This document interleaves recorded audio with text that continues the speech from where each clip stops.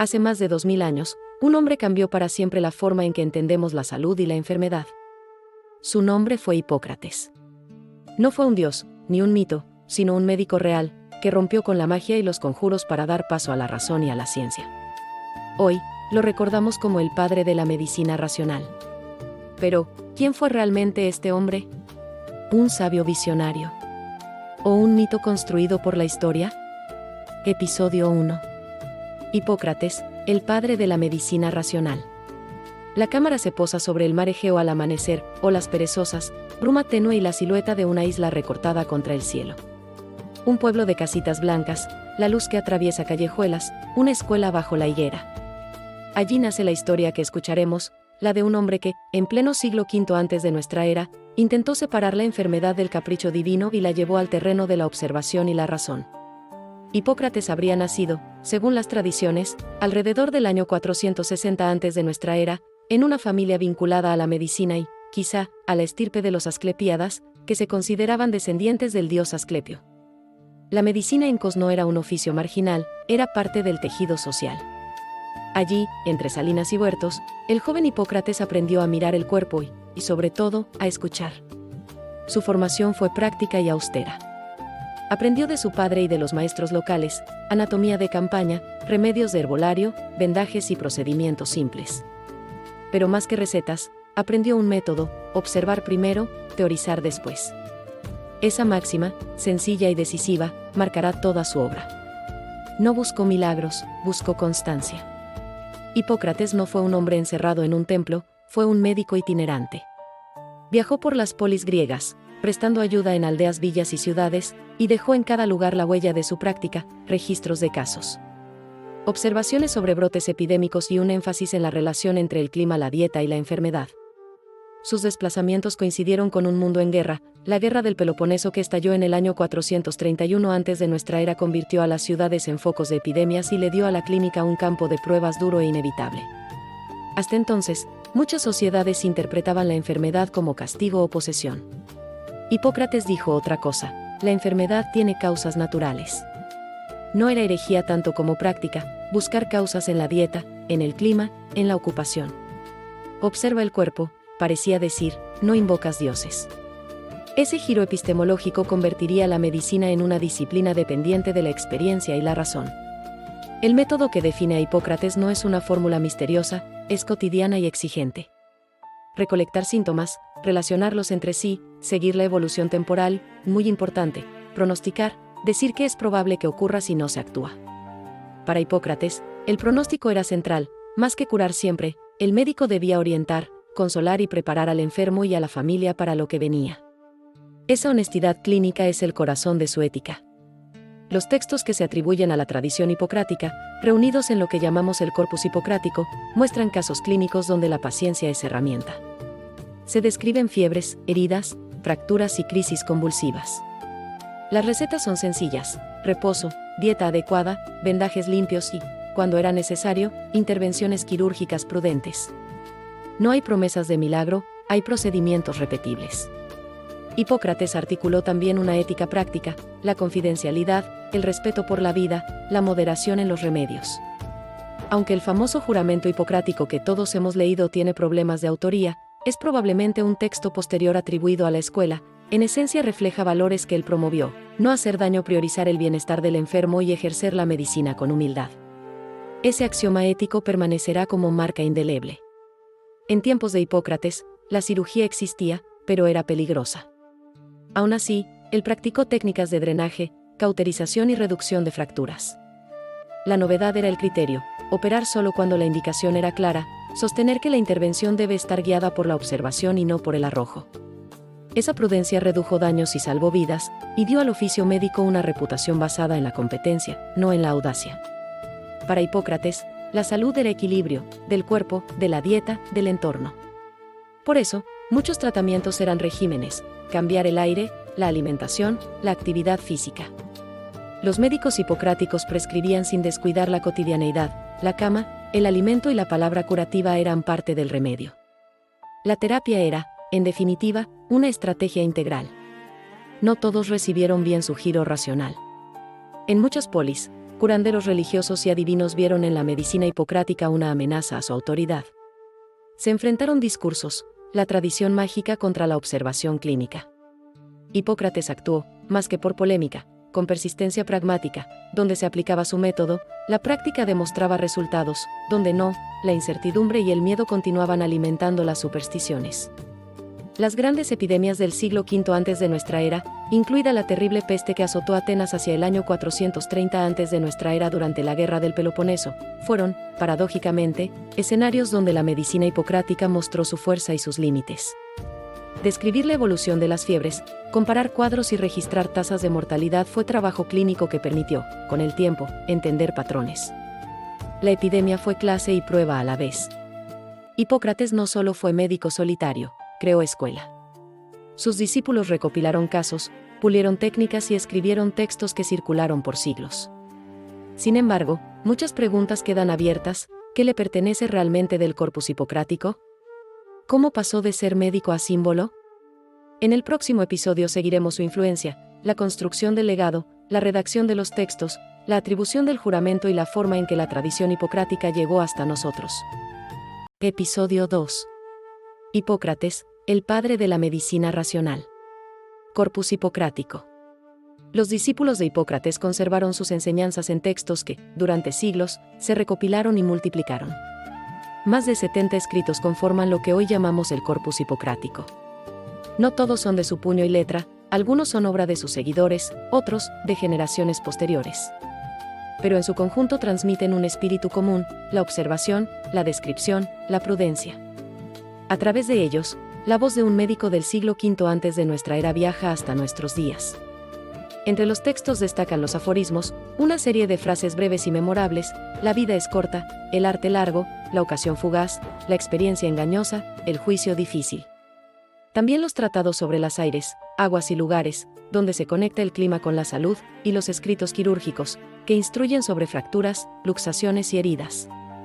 Estos documentos constituyeron el primer intento sistemático de transformar la práctica médica en un cuerpo de conocimiento organizado. Uno de los textos más célebres es el llamado Juramento Hipocrático. Aunque probablemente fue redactado en el siglo IV antes de nuestra era, refleja la ética que la tradición atribuye a Hipócrates: respeto por la vida, confidencialidad, rechazo a prácticas dañinas. Durante más de 2 milenios, médicos de todo el mundo juraron sobre esas palabras. Y aunque las versiones modernas han cambiado, la idea central se mantiene: la medicina no es solo ciencia, es compromiso moral. La escuela de Co se convirtió en semilla. A medida que los discípulos viajaban, las enseñanzas se difundieron por toda Grecia y más allá. En Alejandría, en Asia Menor y en Roma, el nombre de Hipócrates se convirtió en sinónimo de medicina seria y racional. El prestigio era tal que incluso Galeno, el gran médico del Imperio Romano en el siglo II, se reconocía como heredero de Hipócrates. Según la tradición, Hipócrates fue convocado a Atenas durante la devastadora peste del año 430 antes de nuestra era. Allí aplicó sus métodos de observación, registró síntomas, describió la evolución de la enfermedad. No tenía remedio definitivo, pero dejó testimonio de un enfoque: estudiar la epidemia como fenómeno natural, no como castigo divino. Esa mirada marcaría un antes y un después en la historia médica. No todos aceptaban sus postulados. Los defensores de la medicina mágica lo acusaban de soberbia, sacerdotes de templos lo consideraban una amenaza. Pero la evidencia estaba de su lado: los pacientes atendidos con observación y prudencia sobrevivían más que los sometidos a ritos y sacrificios. La confrontación entre tradición mágica y razón médica ya estaba en marcha. Con el tiempo, Roma heredó el prestigio de Hipócrates. El médico Galeno, que ejerció en el siglo II de nuestra era, lo citaba constantemente y lo elevó a figura casi sagrada. A través de Galeno, el hipocratismo se convirtió en dogma médico en la Edad Media, transmitido en escuelas árabes, bizantinas y latinas. El nombre de Hipócrates ya no era solo un recuerdo, era autoridad. En la Edad Media, el mundo islámico rescató y tradujo los textos hipocráticos. Médicos como Avicena y Races los estudiaron, comentaron y enriquecieron. Así, la voz del médico de Cos atravesó culturas y religiones, y regresó a Europa en el Renacimiento con fuerza renovada. Hipócrates se convirtió en patrimonio universal, más allá de Grecia. Con el paso de los siglos, Hipócrates fue transformándose en algo más que un médico, en un símbolo. representaba el origen de la medicina racional, el primer paso hacia la ciencia clínica. Su nombre evocaba sabiduría, ética y método. Y aunque la medicina moderna ha superado muchas de sus teorías, como la de los 4 humores, el espíritu de observación que defendió sigue siendo vigente. Hipócrates murió hacia el año 370 antes de nuestra era, probablemente en Tesalia. Pero su figura nunca murió. Desde los templos griegos hasta los quirófanos digitales del siglo XXI, su sombra nos acompaña. La pregunta final queda en el aire: ¿qué significa hoy ser heredero de Hipócrates, en un mundo donde la ciencia médica avanza más rápido que nunca? Episodio 3. Hipócrates, la teoría de los 4 humores. Hipócrates no solo practicó la observación, también buscó explicaciones globales. Para él, la salud era equilibrio y la enfermedad, desajuste. Esa visión cristalizó en una teoría que marcaría siglos, la de los 4 humores. La teoría de los humores afirmaba que el cuerpo estaba compuesto por 4 fluidos esenciales: sangre, bilis amarilla, bilis negra y flema. Cada uno representaba un principio vital, y su equilibrio aseguraba la salud. El exceso o déficit de cualquiera provocaba enfermedad. Aunque hoy nos parezca primitivo, en su momento ofrecía un marco coherente para interpretar síntomas y diseñar tratamientos. De los humores nació también una teoría del carácter. Los hombres no solo enfermaban por desequilibrio, también desarrollaban temperamentos: sanguíneos si predominaba la sangre, coléricos si lo hacía la bilis amarilla, melancólicos bajo el dominio de la bilis negra y flemáticos si la flema reinaba. Esta idea influiría no solo en la medicina, sino en la filosofía, la psicología y hasta en la literatura durante siglos. Si la enfermedad era desequilibrio, la cura debía ser balance. Por eso, la dieta era central. Hipócrates insistía: que tu alimento sea tu medicina, y tu medicina sea tu alimento. Con ello, estableció un principio que aún hoy resuena en la nutrición moderna: la importancia de lo que comemos en la prevención y el tratamiento de enfermedades. Los tratamientos podían ser severos. La sangría se convirtió en una práctica común para eliminar excesos de sangre. Las purgas con plantas o minerales buscaban restablecer la armonía interna. Estas técnicas sobrevivieron, con modificaciones, durante más de 2 milenios, hasta bien entrado el siglo XIX. Hipócrates no se limitaba a observar individuos, estudió fenómenos colectivos. En sus escritos sobre aires, aguas y lugares, relacionaba enfermedades con el clima, la geografía y la estación del año. Fue un pionero en comprender que la salud no es solo individual, sino también ambiental, anticipando siglos después lo que llamaríamos epidemiología. El pensamiento hipocrático dialogaba con la filosofía. Mientras los presocráticos hablaban de elementos, tierra, agua, aire y fuego, Hipócrates aplicaba esa lógica al cuerpo humano. La medicina se convertía así en una extensión de la filosofía natural. El hombre era un microcosmos reflejo del universo. Lo esencial no era intervenir de inmediato, sino esperar y observar. Hipócrates aconsejaba al médico no dejarse llevar por la impaciencia. La evolución natural de la enfermedad revelaba sus propias claves. El médico debía ser testigo, intérprete y acompañante, más que protagonista. La teoría de los humores, aunque influyente, estaba equivocada. No existían tales fluidos en los términos propuestos. Sin embargo, permitió generar un marco racional que apartaba la enfermedad del misterio religioso. Fue un error fecundo, un paso necesario hacia teorías más precisas. Durante siglos, médicos en Bagdad, Córdoba, París o Londres explicaron la enfermedad a partir de los humores. Los textos hipocráticos atravesaron imperios y culturas, y se convirtieron en material de estudio obligatorio. La medicina occidental y oriental compartieron, durante siglos, ese mismo lenguaje. El pensamiento hipocrático dominó el mundo durante más de 2 milenios. Pero con el tiempo, sería cuestionado por nuevas observaciones, nuevas herramientas y nuevas verdades. El próximo capítulo nos llevará al choque entre el legado de Hipócrates y la medicina experimental de los siglos posteriores. Episodio 4. Hipócrates en el mundo antiguo y medieval. De Grecia a Roma y al Islam. La cámara abre con un mapa animado del Mediterráneo. Rutas rojas se extienden desde la isla de Kos hacia Alejandría, Roma, Bagdad y Córdoba. La voz de Hipócrates no murió con él. Sus palabras viajaron, cruzaron mares y desiertos, fueron traducidas y reinterpretadas.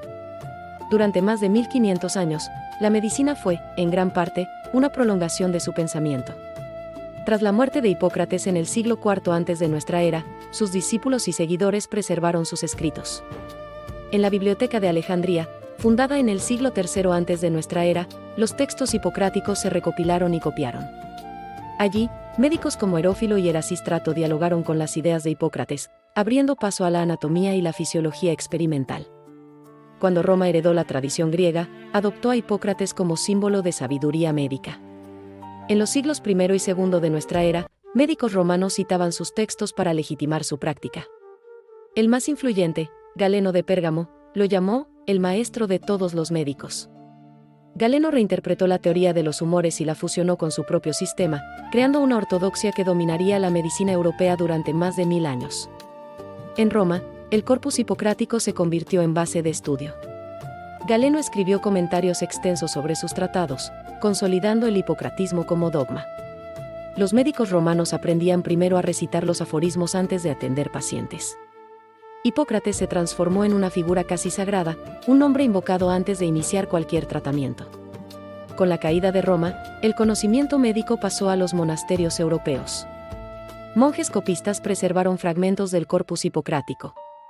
En una Europa dominada por la fe, la medicina se mezclaba con la teología, pero Hipócrates sobrevivía, a veces reinterpretado bajo dogmas religiosos. El equilibrio de los humores se veía como reflejo del orden divino. Mientras Europa vivía siglos de oscuridad, el mundo islámico rescataba y renovaba el legado hipocrático. En Bagdad, en el siglo IX, la Casa de la Sabiduría tradujo los textos griegos al árabe. Médicos como Races y Avicena comentaron y ampliaron sus enseñanzas. El canon de Avicena se convertiría en manual fundamental de medicina durante siglos, siempre en diálogo con Hipócrates. En Al-Ándalus, la tradición hipocrática regresó a Occidente. Las traducciones árabes llegaron a Toledo y Salerno, donde médicos europeos las incorporaron a sus universidades. En la Edad Media tardía, Hipócrates se convirtió en una autoridad compartida entre musulmanes, judíos y cristianos, un verdadero patrimonio común de la humanidad. En los siglos XII y XIII, las universidades europeas convirtieron los textos hipocráticos en parte de su currículo. Médicos en formación aprendían los aforismos, estudiaban la teoría de los humores y aplicaban las prescripciones dietéticas. La práctica clínica seguía un marco hipocrático, aunque ya con un fuerte componente teológico y aristotélico. Más allá de la práctica médica, Hipócrates se transformó en un modelo moral. Era visto como el médico ideal, prudente, sabio, humilde, servidor del enfermo. Sus palabras eran citadas en sermones y tratados de ética. Su figura se mitificó, alcanzando una estatura legendaria comparable a la de los filósofos clásicos. Pero no todo era cierto. La insistencia en la teoría de los humores llevó a prácticas excesivas como sangrías y purgas que debilitaban a los pacientes. Durante siglos, la medicina quedó atada a un marco conceptual rígido. La autoridad de Hipócrates era tan grande que pocas voces se atrevían a cuestionarla. El mundo estaba a punto de cambiar. Con el Renacimiento y los primeros estudios anatómicos modernos, la medicina hipocrática sería puesta a prueba. El legado de Hipócrates, admirado y cuestionado, entraría en una nueva etapa, la ciencia experimental. ¿Sobreviviría el padre de la medicina racional al juicio del Renacimiento? Episodio 5. El Renacimiento, Hipócrates frente a la anatomía moderna. El Renacimiento trajo consigo un nuevo espíritu, el regreso a los clásicos, pero también la osadía de cuestionarlos. Hipócrates, venerado durante más de un milenio, entró en un diálogo con los anatomistas modernos. Era el inicio de un enfrentamiento silencioso entre tradición y evidencia. En los siglos XV y XVI, Europa redescubrió los textos originales griegos. Humanistas y médicos leían a Hipócrates en su lengua natal, sin intermediarios árabes o latinos. La voz del sabio Decos volvía fresca, directa, pero enfrentaba ahora un contexto distinto, la disección de cuerpos humanos en universidades, la imprenta y el auge de la observación directa. El belga Andreas Vesalio, en 1543, publicó su monumental De Humani Corporis Fabrica. Al abrir cadáveres humanos, demostró errores de Galeno, quien había descrito la anatomía basándose en animales. Aunque Vesalio respetaba a Hipócrates, el golpe era indirecto. Si Galeno, discípulo de Hipócrates, podía equivocarse, ¿no era hora de revisar toda la tradición? El juramento hipocrático también fue revisado. Algunos médicos lo rechazaban por sus referencias a dioses paganos, otros lo adaptaron al cristianismo. Sin embargo, el núcleo ético, no dañar, respetar la vida, guardar secreto, sobrevivió y se reconfiguró como base de la medicina moderna. En el mismo siglo, un personaje controvertido, Paracelso, desafió abiertamente a Hipócrates y Galeno. Decía: vuestros humores no son más que fantasmas. En lugar de equilibrio de fluidos, defendía el uso de sustancias químicas específicas para curar enfermedades. Fue precursor de la farmacología y, aunque excéntrico, marcó un punto de ruptura con el hipocratismo. Artistas como Leonardo da Vinci llevaron la anatomía a un nivel de precisión nunca visto. Sus dibujos, basados en disecciones, desafiaban la visión heredada de Hipócrates. Por primera vez, el cuerpo humano era contemplado con un realismo casi fotográfico. La medicina dejaba de ser teórica para volverse visual. Los teatros anatómicos se convirtieron en lugares de aprendizaje y espectáculo. Allí, el cuerpo humano era abierto y estudiado sin temor. La herencia de Hipócrates se mantenía en la observación clínica, pero la práctica se transformaba. La anatomía ya no era especulación, sino experiencia directa. La invención de la imprenta permitió que los textos hipocráticos circularan como nunca antes. Universidades de toda Europa leían al maestro de Cos, pero ya no como verdad absoluta, sino como punto de partida para un diálogo con nuevas evidencias. El siglo XVI fue un campo de batalla intelectual. En pueblos y ciudades, seguían aplicándose sangrías y dietas hipocráticas, pero en universidades, se abrían cadáveres y se experimentaba con compuestos químicos. La medicina estaba dividida entre tradición y revolución. Paradójicamente, cuanto más se cuestionaban sus teorías, más se engrandecía su figura simbólica. El Renacimiento lo elevó a la categoría de sabio clásico, junto a Platón y Aristóteles. Hipócrates ya no era solo médico, era parte del panteón intelectual del humanismo. El mundo estaba cambiando. Con el microscopio y la ciencia experimental, la medicina entraría en una nueva era. El espíritu de Hipócrates sobreviviría, pero enfrentaría el juicio más duro. La ciencia moderna del siglo XVII seguiría siendo relevante, el padre de la medicina racional en un mundo gobernado por el experimento y la evidencia microscópica. Episodio 6. Hipócrates y la revolución científica, el juicio del experimento. El siglo XVII marcó el inicio de una nueva era, la revolución científica. Observación y razón ya no eran suficientes, ahora, el experimento se convertía en juez supremo. El espíritu de Hipócrates se mantenía, pero sus teorías comenzaban a desmoronarse frente al microscopio. El siglo XVII marcó el inicio de una nueva era, la revolución científica. Observación y razón ya no eran suficientes, ahora, el experimento se convertía en juez supremo. El espíritu de Hipócrates se mantenía, pero sus teorías comenzaban a desmoronarse frente al microscopio. Ese mismo espíritu llevó a William Harvey a demostrar la circulación de la sangre. Con experimentos en animales, probó que el corazón era una bomba que impulsaba la sangre en un circuito cerrado. La teoría de los humores se resquebrajaba, la enfermedad ya no podía explicarse por simples fluidos en desequilibrio. En los Países Bajos, Leeuwenhoek construyó microscopios capaces de revelar un universo invisible. En 1680, describió bacterias y glóbulos rojos. Aunque no comprendía su papel en las enfermedades, abría una puerta que Hipócrates nunca imaginó: el descubrimiento de los mundos microscópicos. El siglo XVII fue un tiempo de transición. En pueblos y hospitales se seguían practicando sangrías y purgas heredadas de Hipócrates. Pero en laboratorios y universidades, la ciencia experimental ganaba terreno. Era un choque generacional, tradición frente a modernidad. Los seguidores de Paracelso impulsaban la iatroquímica, el uso de sustancias químicas para tratar enfermedades. Sales de mercurio, azufre o antimonio se aplicaban como remedios. Aunque peligrosos, estos experimentos desafiaban la medicina hipocrática y abrían camino hacia la farmacología moderna. El filósofo René Descartes aplicó la lógica mecanicista al cuerpo humano, lo comparó con una máquina, con engranajes y fluidos. Aunque radical, esta visión coincidía con la caída de la teoría de los humores.